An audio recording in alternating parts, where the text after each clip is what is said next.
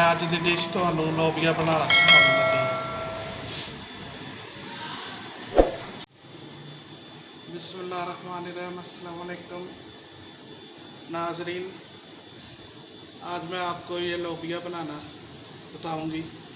ये लोबिया अद्धा किलो लोबिया पानी च छड्डिया, अद्धा किलो लोबिया, एक प्याज, अदरक लहसुन हरिया मिर्चा कुंडी च पीस लिया नमक पा के, 2 टमाटर,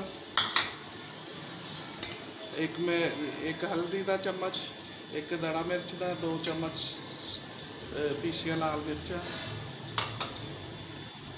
दालचीनी का टुकड़ा, 5 लौंग के दाने, 4-5 काली मिर्च देते हैं दालचीनी। हम मैं प्याज ऑयल गर्म हो गया, 1 कप ऑयल गर्म पा दिता, ऑयल गर्म हो गया तो ऑयल प्याज ब्राउन होएगा, अदरक लहसुन पा के मसाला भुन के वो पा देना, लोबिया पा देना। प्याज ब्राउन हो गया, अदरक लहसुन,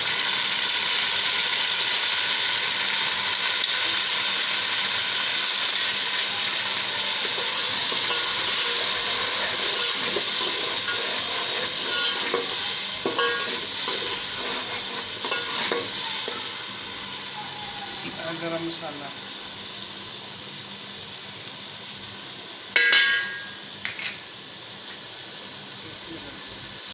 और टमाटर पा देते, थोड़ा पानी पाया, टमाटर, नमक मिर्च,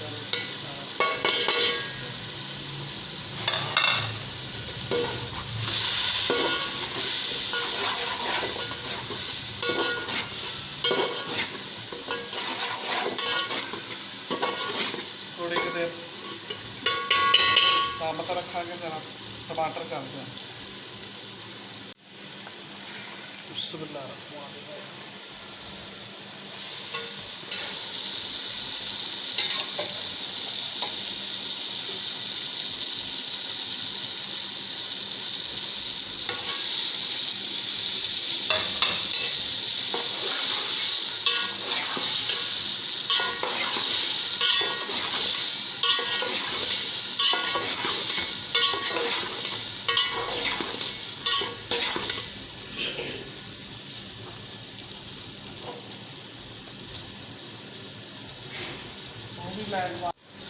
थोड़ा हो गया पानी बाकी का भी लोबिया में दम तो ला दा कि गल जाएगा ना, फिर दोबारा थोड़ा जहा भुन के फिर पानी पा देंगे, थोड़ा गल जाए।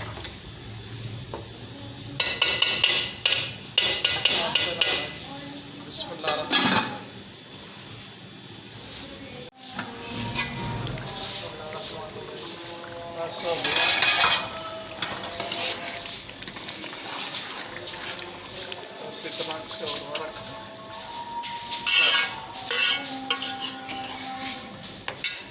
लोबिया तैयार हो गया।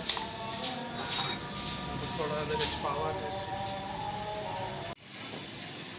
मेरा लाइक सब्सक्राइब करना, अगे चैनल बढ़ाना, थोड़िया दुआवां नाल मेरा चैनल अगे बढ़ जाएगा, मेरा रोजगार खुल जाएगा। तो अल्लाह तुहाडी भी बड़ी मदद करेगा। मैं भी तुहानू दुआवां जिन्हें चैनल खोलिया होया, मैं उहदे वास्ते भी दुआ करदी हाँ कि उन्हों का भी चैनल अगे बढ़े। तुसीं मेरे लिए दुआ करो। अल्लाह हाफिज़।